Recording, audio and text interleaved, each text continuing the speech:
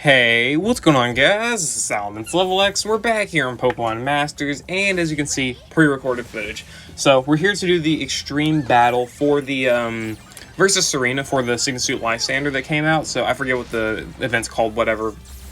You know, the new one that came out. So we're going to be going versus Serena here. She's water weak, and I'm going to be doing this completely free to play. No EX Seabold. Honestly, if you have Seabold EX'd, I'll tell you right now, this will be a billion times easier. If he's EX'd, you essentially take a lot of the difficulty out of this. You still need a little bit of luck, but if you have him EX'd, it takes out so much because you can just kill the sides extremely easy because he's a striker, whatever. Anyway, so just literally follow what I'm doing here basically to a T, and you should be fine if you get the right RNG. The big thing with Serena here is that she has the resistance ability to where if she does not have a status condition on her, she does not take damage. So you need to hope for that 10% burn chance. As you can see, I just got it there from Cheryl. So you're going to need that in order to actually do any sort of damage to her. So hope for it before you can get to Seabold Sync. Obviously, I synced with Sycamore first in order to get that support EX in there and all of that stuff. So definitely wanted to do that. I don't know if you might be able to sync with Seabold first, but you'll need a little bit of extra luck for that, so I just wouldn't do it. I wouldn't recommend it. I just go for Sycamore so you get, special defense buffs, special attack buffs, speed buffs. The smarter decision in my opinion. Cheryl here, you just got to heal up a lot with her. You gotta try to get the burn on Serena, and once you do that, go for like flamethrower on the sides or hyper voice or whatever.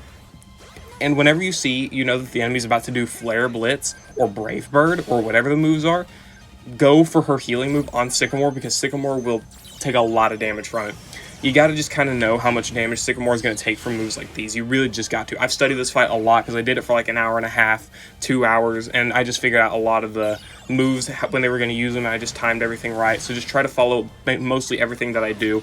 Once you get to like the end game where you've basically almost killed the middle, that's when things could go like really, really bad depending on how much damage you take or like if you get crit in a bad spot or something like that.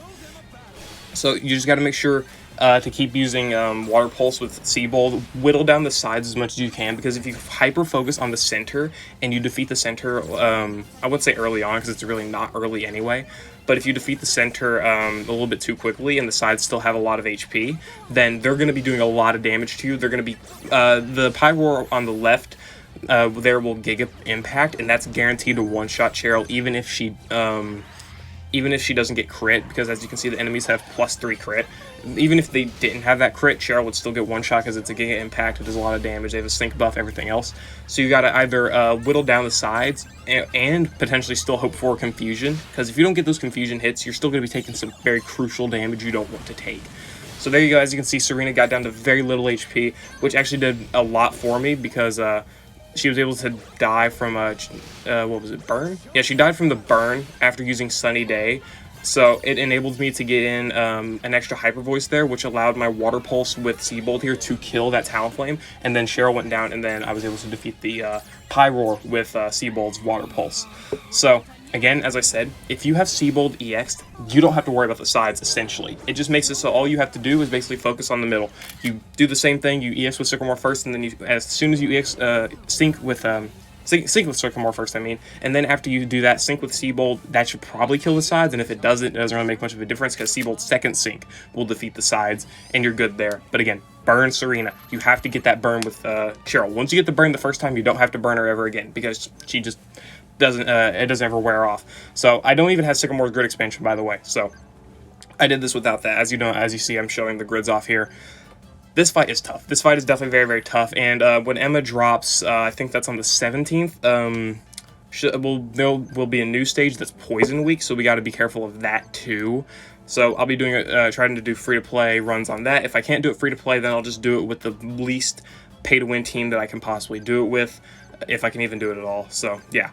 Overall, very tough extreme battle here, but it's thankfully one that's doable with a free-to-play team. Again, if you want this to be extremely easy, then EX Seabold, and if you don't care enough to, go through all the issues here, or EX Seabold, then you can just miss out on 300 gems. It's not the biggest deal. But anyway, guys, I hope you all enjoyed. Let me know what teams you use for this extreme battle down in the comments below. Hope you all enjoyed, and I'll see you all later.